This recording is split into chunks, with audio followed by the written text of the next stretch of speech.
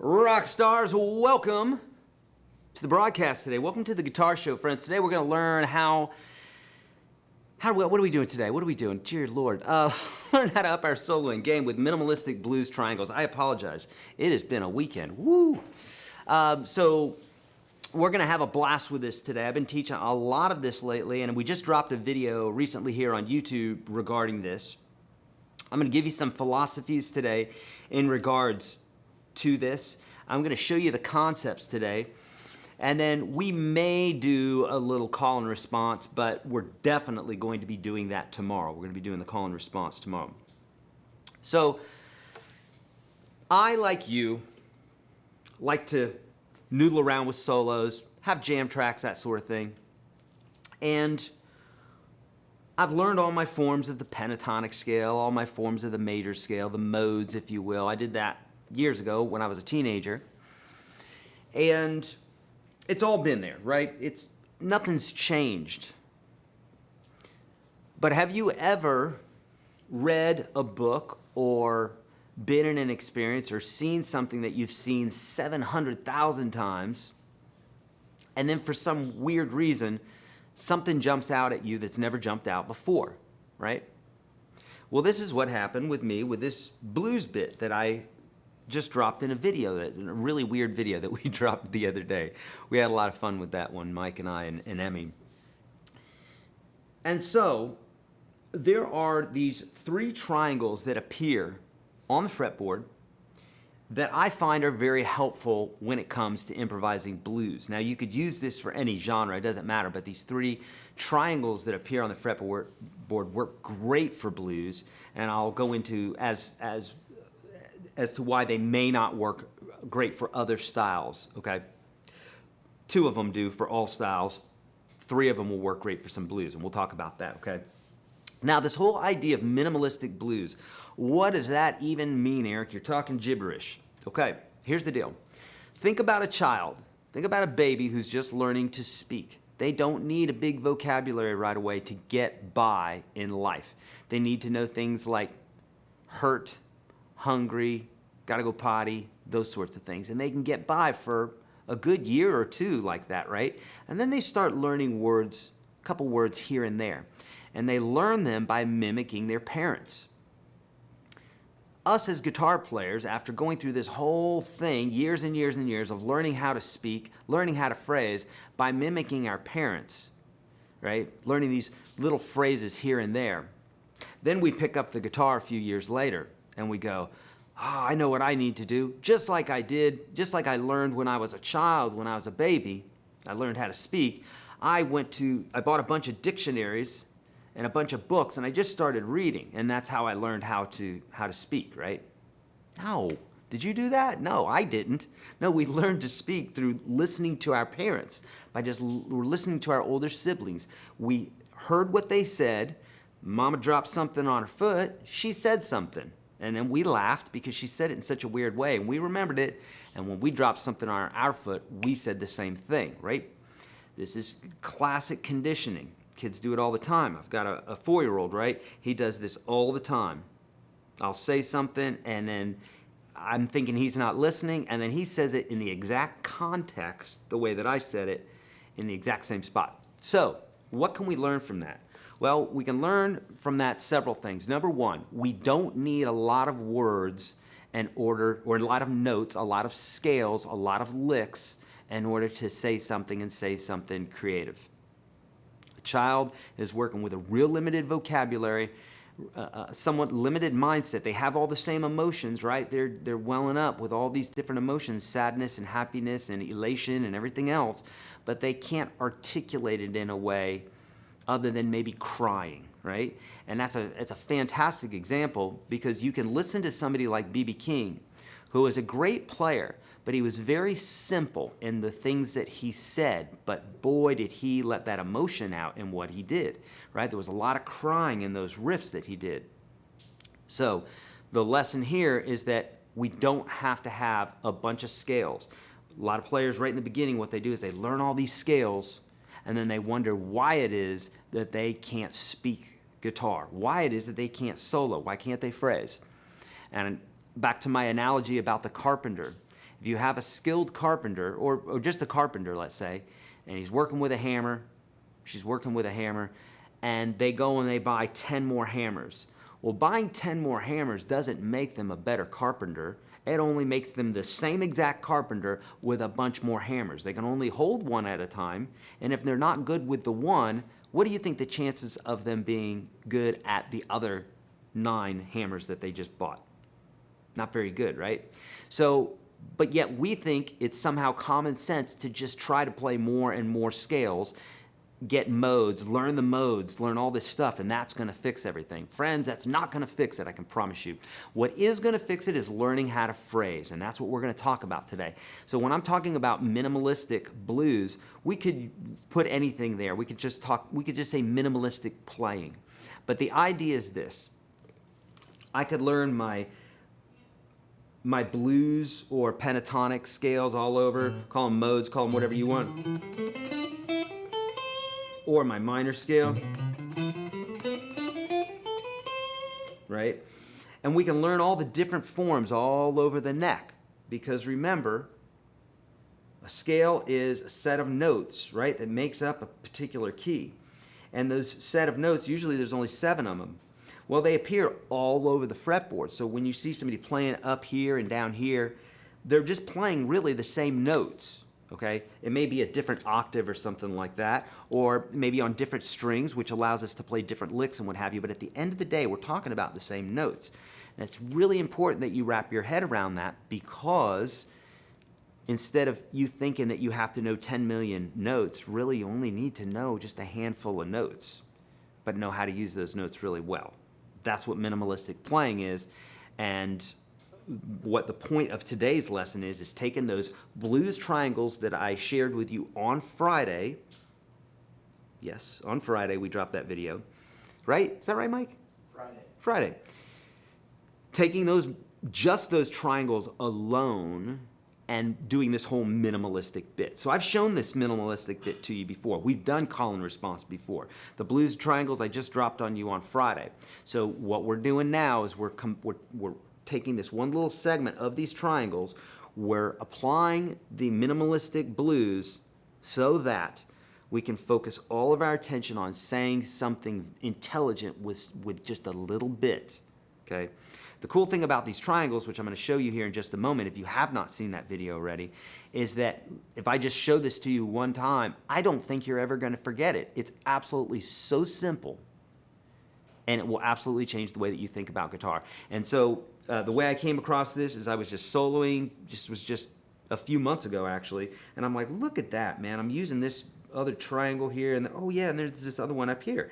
And I was like, well, they're on the same sets of strings. They look exactly the same. How cool is that? And I'm finding out that, I don't know, 80% of the licks that I'm going to are right there, and that other guitar players go to. Okay, so let me show you these, and then we're going to, or I'm going to use this a little bit over some tracks just so you get the concept, okay? So Mike, if you would, let's throw that on the screen, that PDF there. And by the way, friends, this PDF is available to you right now, okay? This guy right here. Well, that's just, yes, thank you, Mike. So there is a whole PDF that's actually for this thing, okay? Now, friends, if you haven't already, go ahead and like this video, share it, hit the share button, subscribe, hit the notification bell, okay? Thank you. Also, I'm going to be getting to some questions a little bit later, okay?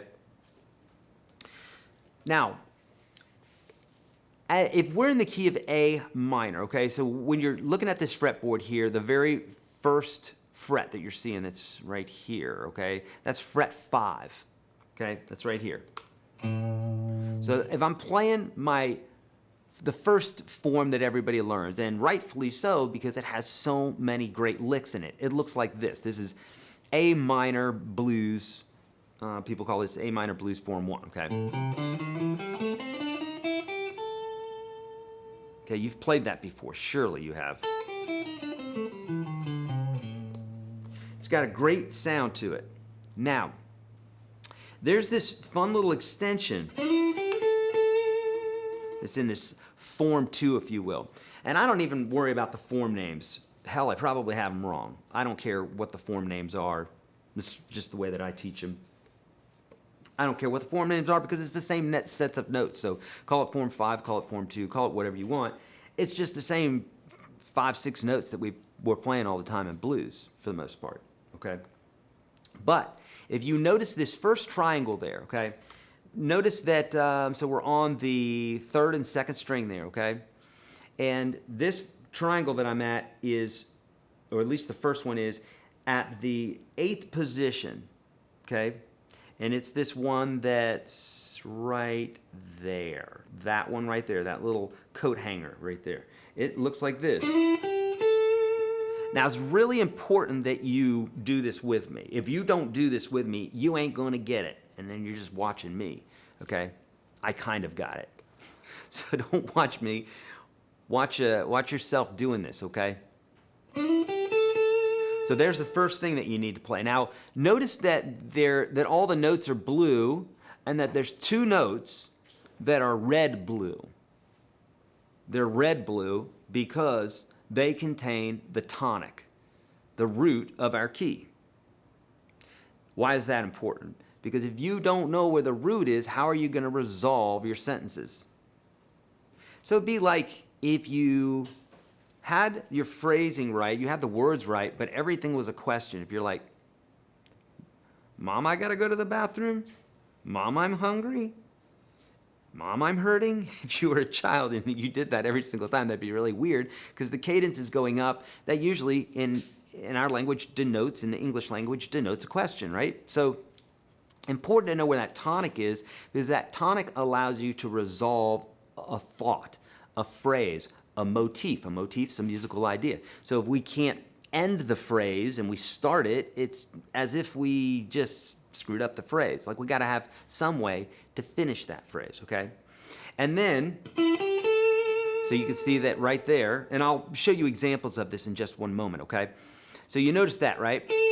Now, if you take that same triangle, bump it up 1 whole step, boop, just like that. Now, I'm at position 10. The triangle just moved up. Now, you'll notice that my 1 is now on my first finger. So this is where players get mixed up a little bit, is that they try to play the exact same licks, and that's not going to work because you've got your tonic in a different place. Here, if I scooched up and played that, it would sound like this. Doesn't sound terrible, but it's not resolved. Instead of...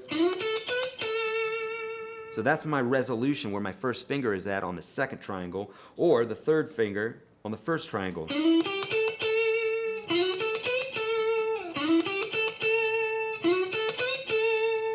Make sense? Sure it does. It'll make more sense as we do this further. Now, if you scooch up, so the first one scoots up a whole step. The next one scoots up 1.5 steps. So instead of going up 1, you're going to go up yet another half step. And notice that now the tonic is, it's on my 2nd finger or the 3rd string. Make sense? Yeah, sure it does. Now I know some of you are just kind of looking at this and you're like, okay, that's good. That's where you should be. If that's where you're at right now, that's all I need you to be, is just like, okay, because we hadn't done anything yet. I'm just showing you. Now, some of you are going to be like, holy cow, I'm seeing that. I've looked at these shapes a bunch, and I've never noticed that. Okay, now listen to how this might sound, because you can get a ton of mileage out of these 3 little guys here, and the notes that are above it too. But just to keep things simple right now, I'm just going to stick only to those triangles so that you understand the concept and see, holy cow, Eric's not playing around. There's a lot of juice right there in those few notes. Okay, so here's just a basic 12-bar blues progression, key of A. We've heard it a million times, right?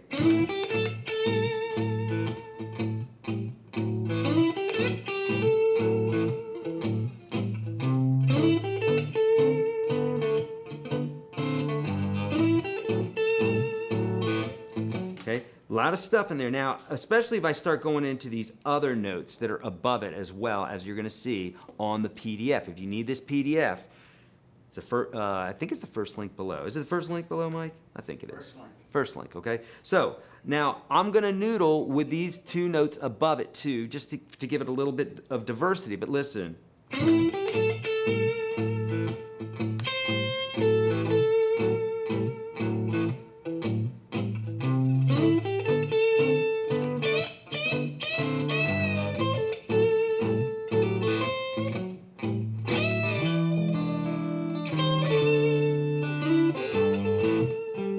Pretty cool, right? It's not changing the world, but it's kind of cool. It's kind of bluesy and it kind of fits, and there's phrases there, and there's kind of this call and response, this little conversation that's happening right in there, okay? And here's the deal. Anybody can do this. This is super simple. If I can do it, you can do it, all right? Now let's take that same little phrase there, and what folks refer to as the BB box, the BB King box, is this little bit that how can I explain it? It doesn't naturally occur. It doesn't naturally occur. In fact, what you're looking at right there is a little bit of an alteration.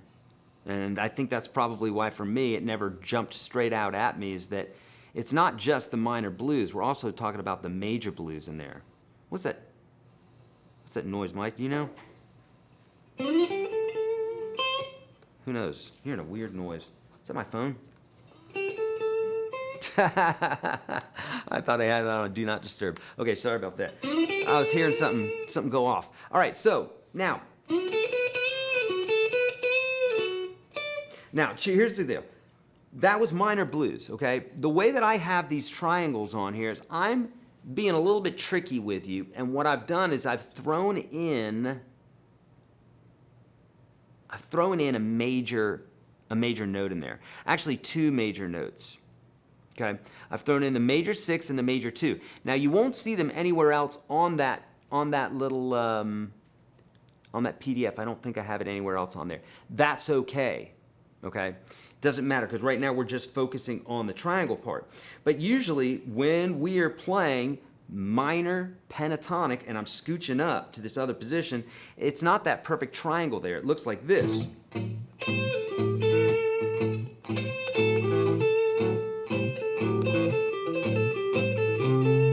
Instead of... So those two notes are scooched up, usually.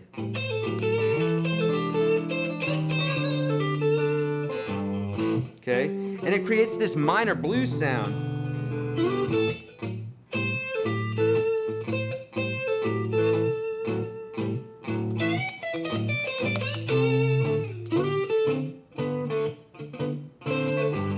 Okay, there's that. Now, but if we take those two notes and we drop them, we end up having a major 2 here and a major 6 here. And when we bring those two notes in, those are the two notes that if we add it to this, now we're playing major blues. So the cool thing about this thing is, for many guitar players who are rock players, I know this because I was a rock player, I am a rock player, grew up as a rock player, and I've taught so many rock players, they have issues, for the most part, playing in major blues keys. Okay? For the most part, don't get triggered. I don't have a triggered bunch anyhow, so I've gotten rid of them all. But, okay, if you grew up playing country, then you're going to be more familiar with playing major blues, because you can't play a daggone solo and not be playing major blues, because you're always in a major key in this town for the most part. But when you're playing legit blues, you have this. It's usually centered around minor blues, but then you can throw the major blues in there, okay? So I find that country players are very, very used to this sound, whereas rock players not so used to this sound. So this second triangle that I'm about to show you here, if you're a rock player, it's going to feel a little awkward for you at first, because it has that major sound, that kind of BB King sound, because it's the BB box, okay? And what BB did is he would take this form here, and he would drop those two notes. And now he has like a real cool major sound that's like this.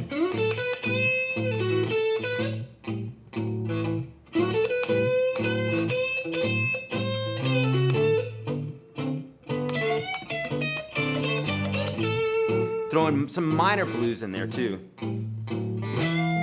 What's up? I invented a new note there.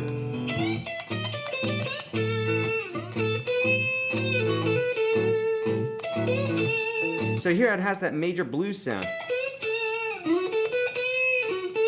Instead of, okay? So we got this first one, then we got this one. Okay, and then we've got the third one.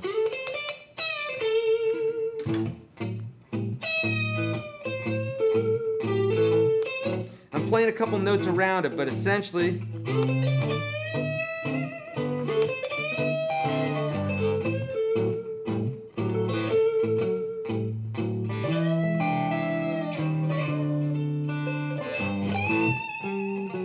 so there's a lot of cool stuff in there too, right? Now, the other really cool thing about these triangles is, I mean, you could solo all day long with them, and again, you're not getting too complex. You're just playing the stuff that's necessary, right? So,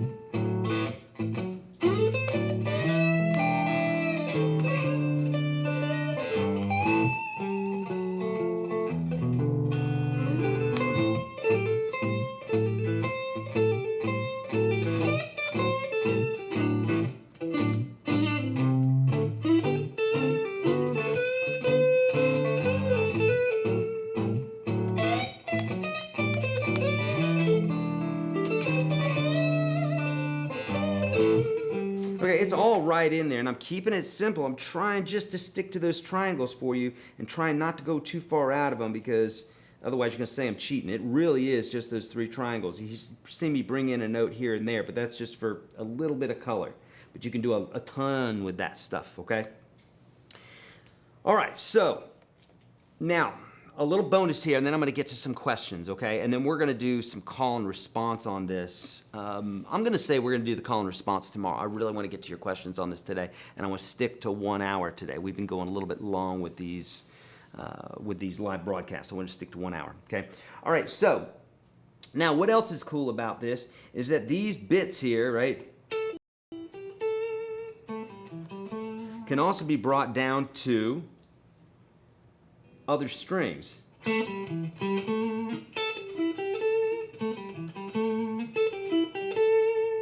Right?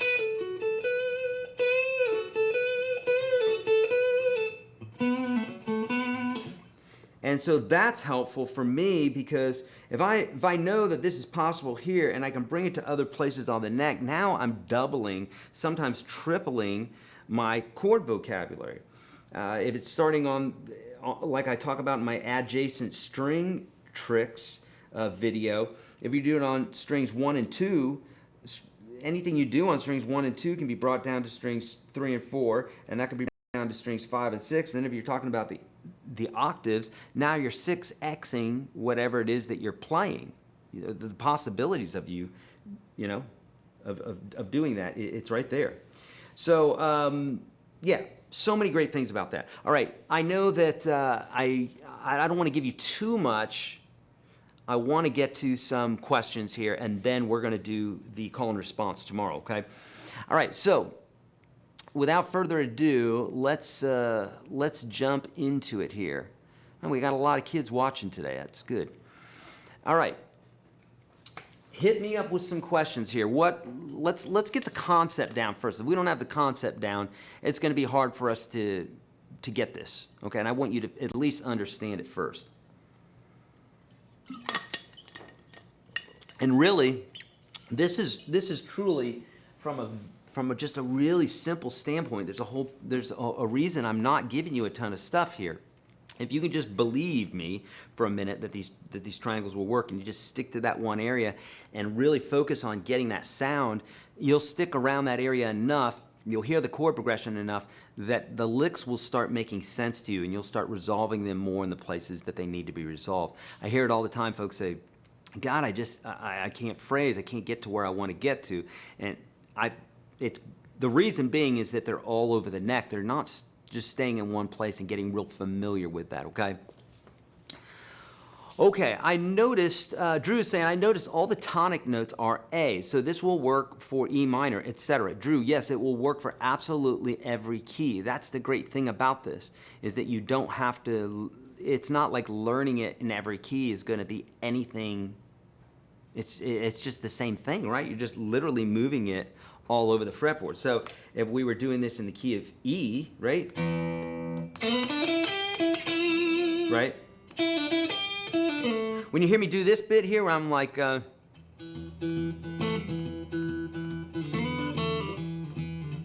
know that bit?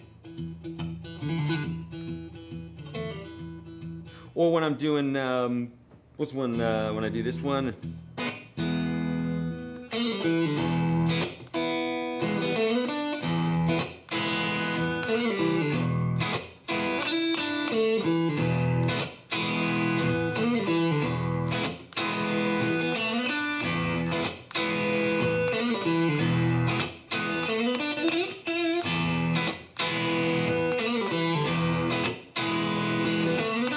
That's a triangle right there.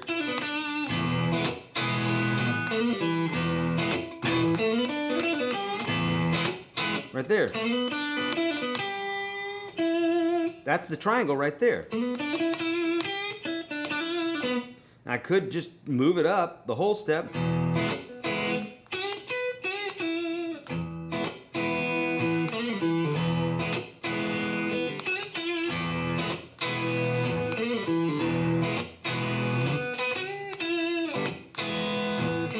Right, so there it is too. And then if I go up, so that was one whole step, and then if I go up 1.5 steps again from here, then we got boom, boom.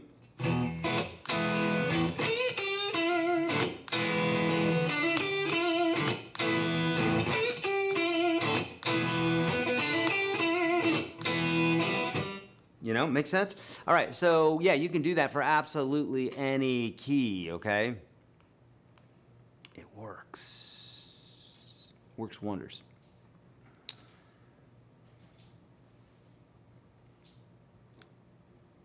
Okay, listen to what Donnie says here. Shook me all night long, uses this trick. Donnie, you got it right, indeed. And here's the deal. I learned that solo not too long ago. Maybe, I always say it was like the other day, and it's really like 5 years ago. And I think it's probably 5 years ago that I learned that solo. Feels like the other day, but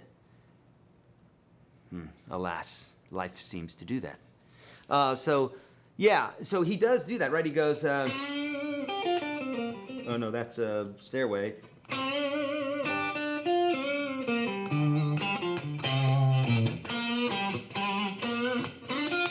Right? That's the first triangle. Right?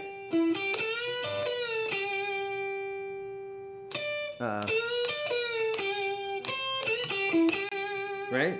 And then he goes, I forget where he goes. Let's see.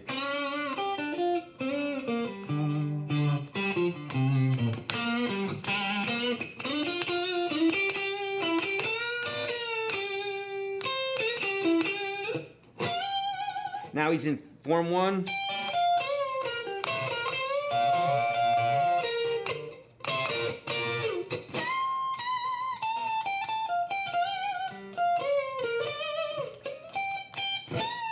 Something like that, right? So, yeah, indeed. We're talking here, G, and he's got that first triangle there, second triangle, and then, at least for the first triangles, he does do that. Yeah, nice eye, Donnie. Really cool.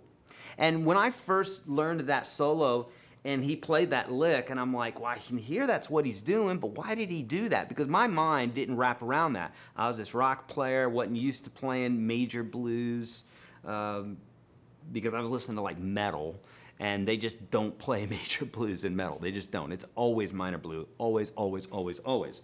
So that's where my Achilles heel came from, and I assume that other rock players who grew up, playing metal and what have you, probably ran into that as well. But first time I played that solo, I was kind of baffled as to why he chose those freaking fantastic notes, but I was like, well, why would he choose that? And there you go. He's playing in major blues. Makes a lot of sense.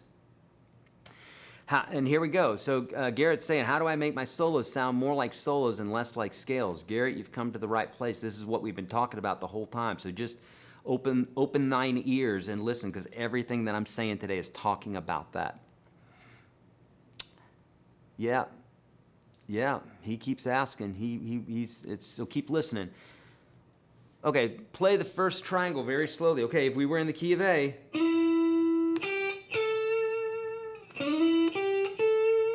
That's it, Chris. Can you demonstrate in detail moving the triangles to other strings? So, yeah, so let's talk about this. Using my springboards technique, where I talk about, how you can find the octave by going down 2 strings, up 2 frets. You can do the same thing for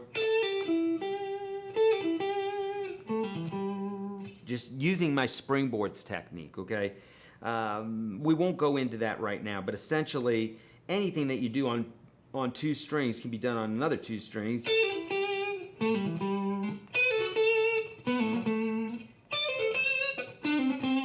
We're just doing octaves, okay? If you want more on that, search YourGuitarSage octaves, YourGuitarSage springboards, and I will guide you down that path, okay? Thanks for the lesson. How do those triangles work on strings 6, 5, and 4? Right, so I just showed it to you on 4 and 5. And so it's all about those springboards. That's going to help get you there. Also, there's another video. Man, I don't think you can find it, Adjacent String Trick. I thought that was the name of the video, but it's not. And I posted one on YouTube. I think it was like 6x your licks. 6x your licks or something like that. I know that's what the thumbnail says. We'll find it though. But that one is all about using, basically whatever you do here.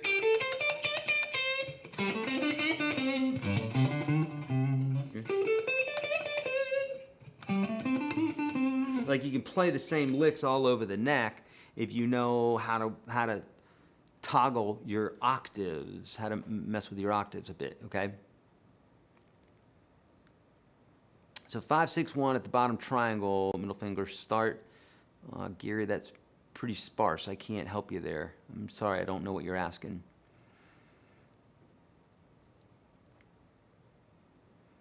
All right. Good. All right, 3 candles equals a bright light. Beautiful. Ooh, good.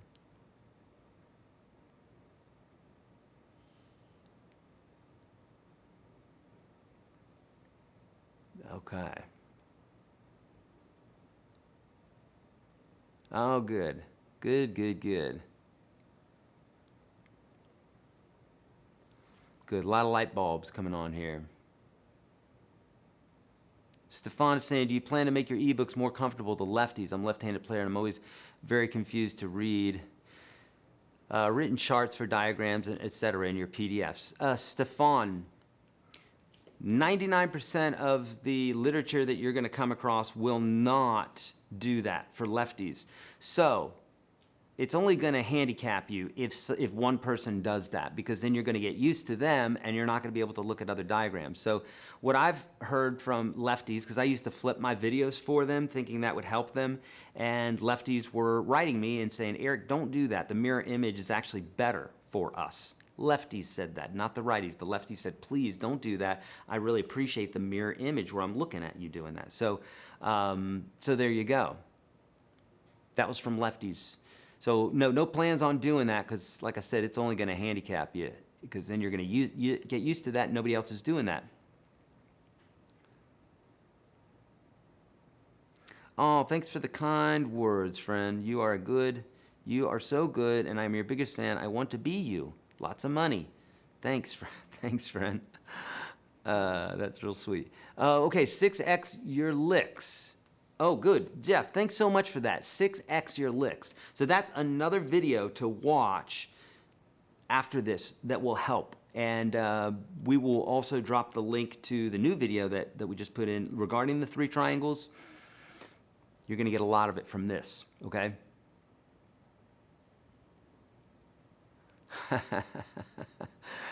Are you Indy Dead? Are you saying that I've got the tone? I've got the bad tone today, huh? I'm pissed. Do I sound pissed? Hopefully not. I'm not. I'm just a little bit tired. That's all. All right. Whew. All right. Lots of good questions. Are the triangle L shapes on the higher strings? The triangle L shapes. I'm not sure what you mean by that, Ian. Sorry. What course you offer is good for composition, understanding workable chords for keys? Jim, inside of the Unstoppable Guitar System, I have all that for you. In fact, we posted a story from one of our students who just had a song recorded here in Nashville by some professional musicians, Robert Fripp, and I forgot the name of the band, but it was one of our students, Luana, who took the UGS course, who's in UGS, and has learned how to compose her chords and that sort of thing. She wrote a song. It just got recorded in Nashville here just the other day, so it's super cool stuff. I love that. So yeah, indeed, inside of UGS, there's the link right there. It's the second link below, or it should be. Frets 9, 11, and 14 are the middle finger. Let's see here. 9, yep. 11, 14. Yep, that's a great way to think about it, Gary. Indeed.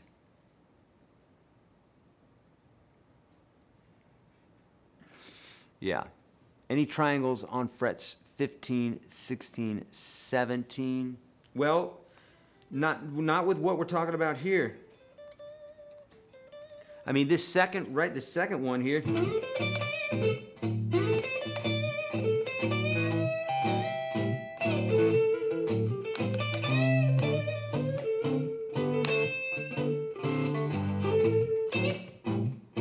So that's up here. Yeah, that's 15 right here.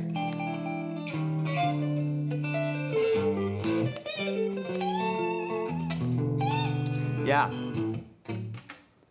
Faux show.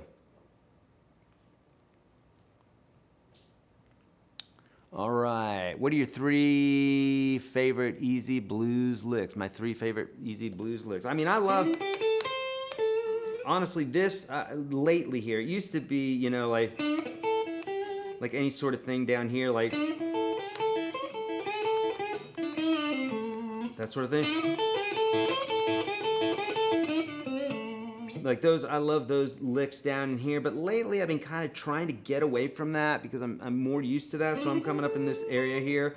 I feel like there's so much that can be done right in here. Yeah, sure, you can wear it out, but that's where you're gonna learn to phrase right there, right? So I'd say that's one of my first favorite licks right there.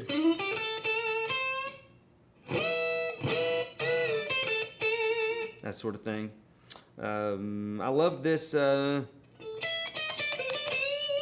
love these. You know, the minor 5 there, or flat 5, minor 5, a flat 5.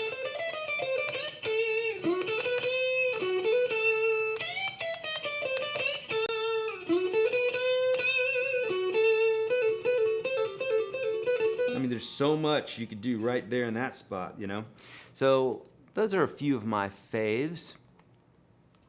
Oh, good. Yes, mirror image is awesome as a lefty. Rob, why?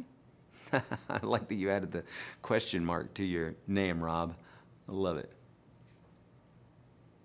I'm lefty and read everything righty. Okay, so whoever was lefty before, here's what the lefties are saying. You'll get used to it. That's what they always tell me. They say you'll get used to it and it's actually better, you know? What is the fingering on the triangle 2 to get the BB sound? Joel, check the, get the PDF, first link below. Are the triangles designed to cover the changes between the 1, 4, 5 progression? Okay, so yeah, so the triangles weren't, of course, designed. They've always been there. This is what's so funny is that, like I said, you know, that they've just always been there. But the second triangle's not going to show up until you start playing major blues. So what I did is I was just listening to a bunch of guys playing, and I'm like, God, they're just hanging out in these like 3 areas like a ton. Makes sense, because when you're soloing, you're on the top 3 strings or so. You're out of the way of the band, you're in the upper register, and that's where the singing notes are at anyhow, you know? Instead of being down here. I mean, that's fun, but it's getting muddy down there, right? So they've always been there. They're not designed to do anything. They just have always been there. But, you know, can they cover the 1-4-5 progression? They can. Where this, now, let me go back to something I said I was going to address at the beginning of the program. This is great for blues, because when you're playing blues, like just strict blues, right? 1-4-5 or 1-7-4-7-5-7, you're talking about major chords, you know? It's E major. I mean, it's a 7th chord, it's a dominant 7th chord, but a 7th chord is built off a major chord. It's a 1-3-5 flat 7. And then you have a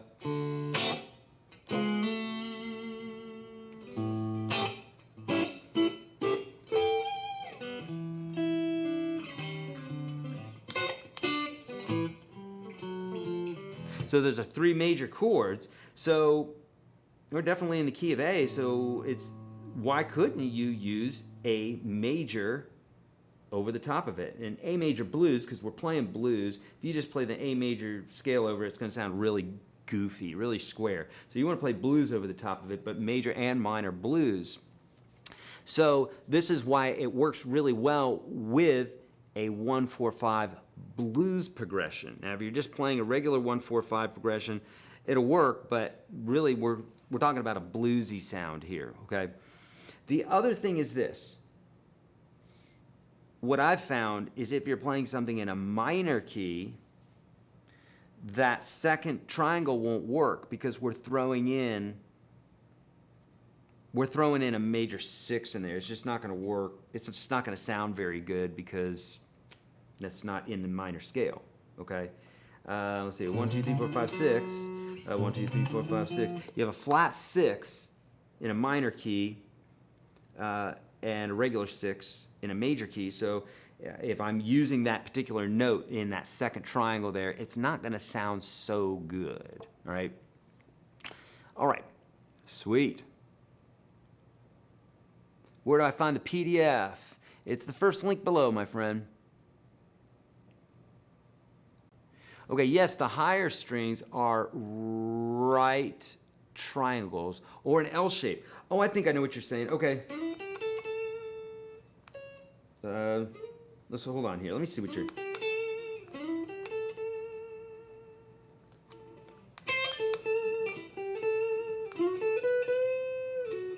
Yeah, that would make sense if we were doing like a...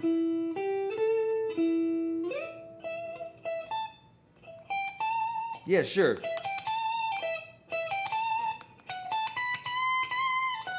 Sure, yeah, okay, that makes sense.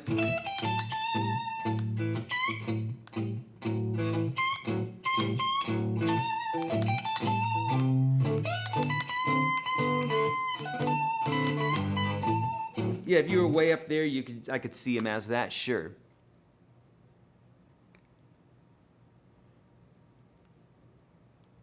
Oh, thank you, Bruce. Thanks for the kind words, buddy.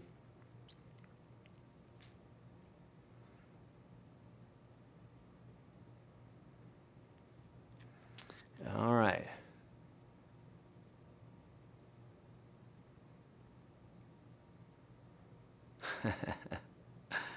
Am I being, I don't want to be sarcastic with you guys. I don't want to frighten you. The numbers in the screenshot represent the note on the scale, 1 being the note you start from. So in the PDF, in gray, or no, very light letters or very light numbers in the background on each one of the frets, I can't even see if that one has it. I don't think it does. I think in the newer ones that we're doing, it does. So, but yes, when you're seeing the 1 there, that's the scale degree, yeah. But what we're doing now is on that fretboard, on some of these, what we're doing is we're actually putting the frets in there as well. So even when there's not a dot on it, there's a number there. So we're starting to do that. This one, I don't think has that, if I'm seeing that correctly.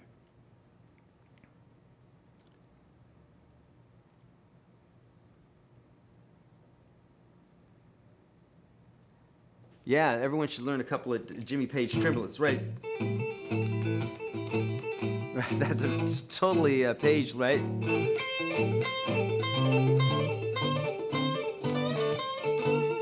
Right, or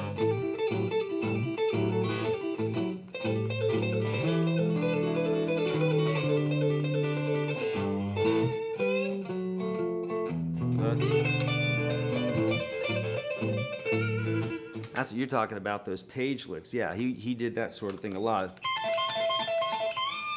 Right, the end of Stairway.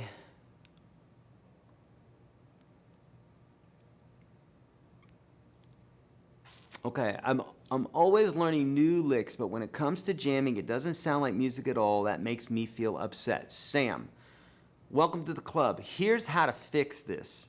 Do you remember, I don't know if your teacher did this, but my teacher did this. When we learned a new vocabulary word, they would make us use it in a sentence.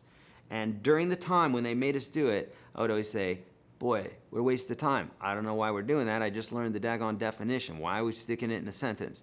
Man, if that didn't work, because what I found out was that the day after I learned that word, I certainly thought that I would forget it.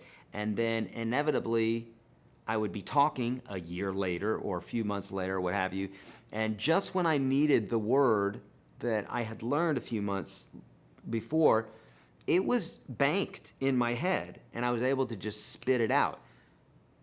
You may be saying to yourself, I don't believe it. Well, that's how you're talking. That's how we talk. So we've done this with every word, absolutely all. It's just that as we get older, sometimes we don't understand that that's what we're doing. But every single word you've learned from hearing it from somebody else and then saying it. So the concept is not foreign at all. That's pretty much how we learn. But when it comes to new vocabulary, sometimes we think, okay, how am I going to integrate this? Whether that's a new vocabulary word or in Sam's case, it's an actual lick.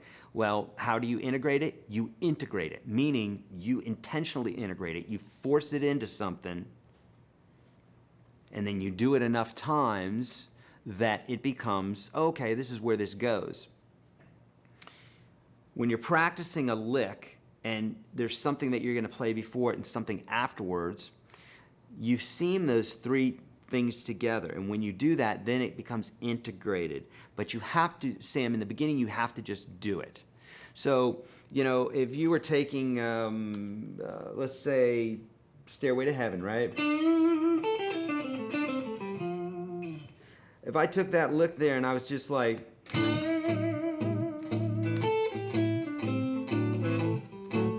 I wouldn't go, because that note's not going to work. But if I just integrated this,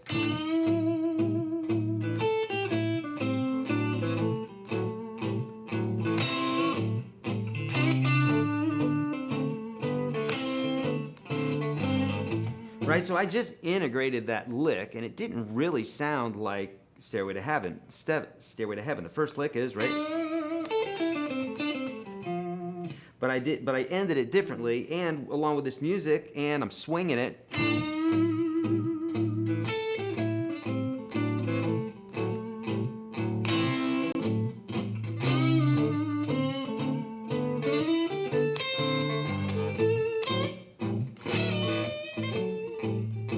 So that's a way to do it, is take a riff and force it into something, get it to sound as good as you can, okay? Get it to fit along with what you're doing, and then voila, it will start becoming part of your vocabulary. But I feel your pain, Sam, and I think most people are like that too. Corey Congilio, who's on this show a lot, I tell you, another guy is RJ. He's amazing too.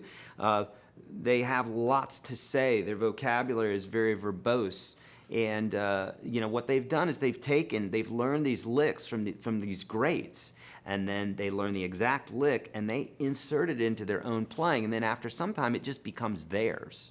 Okay, but you have to learn the vocabulary, you have to learn the phrase from the greats, and then you got to put it in there. It's not just going to come out probably from listening to it, because you'd have to know how did they do that. It may fall out, but a more complex lick's not going to do that. You're going to have to work on it for sure and integrate it. But I feel your pain, Sam. I got the same thing, man. Everybody does. Okay, where can we find the backing tracks? Well, we're working on that right now, actually. So first off, if you're in UGS, which you can get into for free, the second link below, YourGuitarSage.com/UGS, literally gets you into UGS Standard for free. Top 30-something lessons that I teach all my students, and always have and probably always will, because it's just a good foundational bit, walking through stuff step by step. It'll absolutely change the way you understand guitar.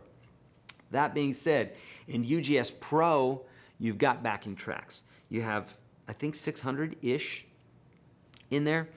And we're working on more every single day. So, Denny is saying, confused. There's a seventh note in the A scale, a G sharp, it is, would not be a B flat, a G, correct. Notes are shown as 7 in your diagram. What am I missing something? Denny, yeah, you are. This is called the blues scale, or the pentatonic scale, and that's the way it is. That's the flavor of that scale. That's why it sounds the way it sounds, is because it has the flat 7 in there. Second triangle, please. Anil, it looks like the first one. You just scooch it up. Here's number 1. Here's number 2. It's on the PDF for you, friend. Second triangle does not work for major or minor blues. Question mark. Yes, it works for both. It works for major and minor blues. This is the 1. This is the 2. This is the 6. Is that right? Yes. Yeah, that's a 6. So we have a major 2, major 6, and a 1. So even though that particular bit, we're not playing anything out of the minor sound, the 2, we can use it. We can use it in there, okay? So it'll work for both. I mean, this right here, I should say this. You are correct. Second triangle does not work for minor blues. If we're really playing legit minor blues, like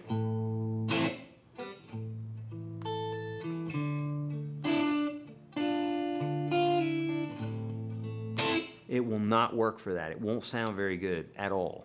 The second triangle won't. 1 and 3 will. They'll sound great. But if you're doing major blues like we're doing here, we got a 1-7, a 4-7, a 5-7, it definitely will work, okay?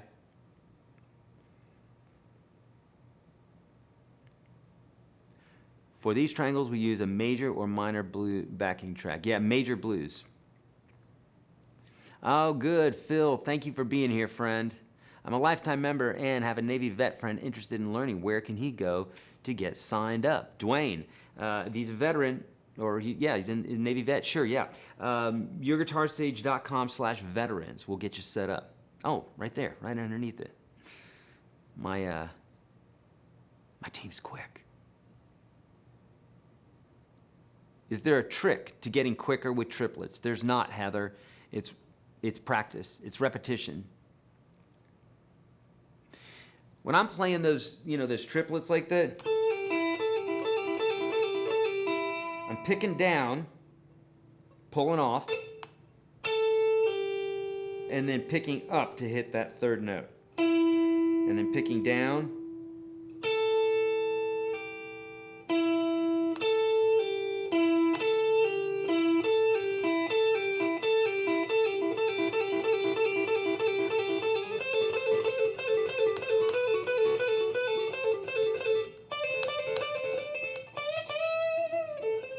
That sort of thing, okay? Cool. Oh, good. Bruce received his veterans t-shirt. This weekend? Nice. Oh, good.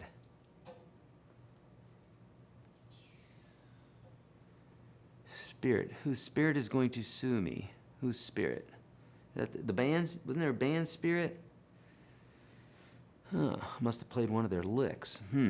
What do you do when you can? What do you do when you can't stick to learning songs? Damons. What do you mean you can't stick to learning songs? Is someone keeping you from learning songs? Or are you keeping you from learning songs? Because last time I checked, you're in control of you. So the way to fix that is to stick to the song. I'm just being honest. Like, I know you probably want a different answer, but if you're here's the deal.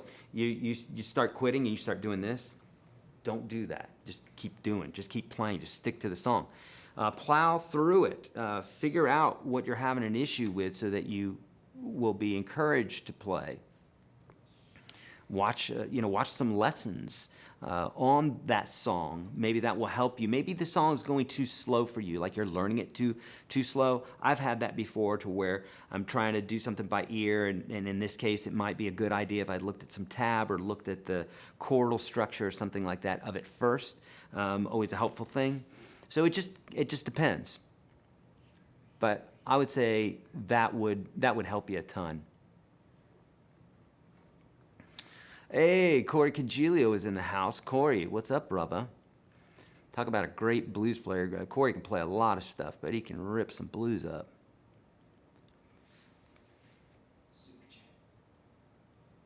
Oh, super chat. Addie, thank you so much for the donation. So kind. Thank you. Should your notes labeled as 7 be a flat 7 on your diagram? Should they be a flat 7? Let me see that diagram again, Mike. If you would. Should they be a 7? I'm trying to think if I can even see that. Oh, yeah, they probably should be. If they don't say that, yeah, they probably should be. I have to look at that again. Okay, creative refinishing, which I've been seeing you a lot on Instagram, my friend. You guys are way too advanced for me. I've been playing for 4 months. When should I learn scales? Here's the deal, friend. F the scales. The scales ain't going to help you. Okay? A little kid who wants to learn how to speak, you don't hand him a dictionary. You teach him to speak. You speak to him, he speaks back. They mimic you. They watch your mouth. That's what you should be doing. That's how to get there. This is the easy stuff. Scales is just you running through a set of notes. That's all it is. And there's nothing wrong with doing that. You got to know your scales, but at the end of the day, they're not going to help you. So the more that you're focusing on scales, the more everything's going to sound like scales. The more you focus on phrasing and breathing and trying to say something and then resting and then listening and then playing something again, now you're speaking. But the scale, if you're thinking scales, you're going to sound like scales all the time. So, but my answer for you is, in regards to scales, get into UGS Standard if you haven't already. That's free. Second link below. Learn the major scale. Search YourGuitarSage Major. I've got lots of lessons on scales, but the first 2 that I would say to learn is the major scale, so that you can understand a bit about intervallic relationships, intervals, the distance between notes, and diatonic harmony. I know these words sound scary, but I promise you they aren't. Diatonic harmony is just that which is centered around the major scale. So like 99.9% of all songs you've ever heard are based around the major scale, even those songs in a minor key, still based around the major scale. So understand that relationship, just the major scale for that. Pentatonic scale, great for noodling, soloing, that sort of thing, because of just the way it's laid out, okay? One more question? If you want to go an hour. Oh, yeah, let's do it. Ray's saying, I wish you could teach more and talk less, at least disrespectful way possible. I appreciate that, Ray. There's no way to teach unless I'm talking, so I do appreciate that, but you're not going to get it. Otherwise, that's called playing. It's just me playing, which, if you want to hear great players, there's players that are way better than me playing on the internet right now. Go watch them and see if you can just learn what they're doing. Otherwise, when I talk, when I'm doing this, I'm actually getting the ideas off the fretboard, out of my mouth, into the microphone, into your speakers so that you can learn. But I get it. I totally get what you're saying, but I haven't found a way yet to teach and not actually talk at the same time. I'm trying though. Okay, starting to learn a song, then just give up. No discipline. Should I maybe try learning by ear instead of tabs? Damons, when you say no discipline, I mean, get some discipline. Like, it's not just do it. Like, if you're putting one, you know, from a 1 to 10, if you're putting a 1 effort into it, well, you'll get 1% return. You know, 1 level of return out of it in life or anything that you do. If you want more than that, then do more of that. So, you know, no discipline. Again, you steer your own ship. So just do more. Actually, invest in yourself and don't give up. Does that make sense? So, yeah, trying to learn by ear. If you think that's going to be easier, no, it's definitely not easier because you got to learn stuff by ear as well. It's just digging in. Break on through to the other side, like Dwight said. Yeah, indeed. Okay. We have a couple. Oh, yeah. Don, thank you so much for the last minute donation, Don. Super kind. I appreciate it. All right. Beautiful. All right, friends. We're keeping it to 1 hour today. Tomorrow, we are going to do this together. Okay? We're going to do call and response where I've got a little loop playing, and then I'm going to be noodling, and then you're going to be noodling, and we're going to be taking these 3 blues triangles and just getting to know them so that when you do go to a blues track, you're going to have access to all those phrases in the same way that we practice them together. All right? Love you guys so much. Thank you so much for the kind words and for the great questions today. If you need help with anything, you know where to go. The second link below. First link below is going to give you access to the PDF. Also, Emmy or Mike, if you would drop the new lesson, the one that we just dropped on Friday, drop that into the description so folks can go check that out as well. And very last question here, can you do some GNR song tutorials? I suppose I could, but they're not up there right now. I don't have a lot of Guns N' Roses up there at all, I don't think. But there's got to be some good ones there on the tubes, okay? All right, first link below. You know what to do. Also, friends, like this video, hit subscribe, notification bell, all that good stuff, and share with the kids out on the interwebs. I will see you tomorrow.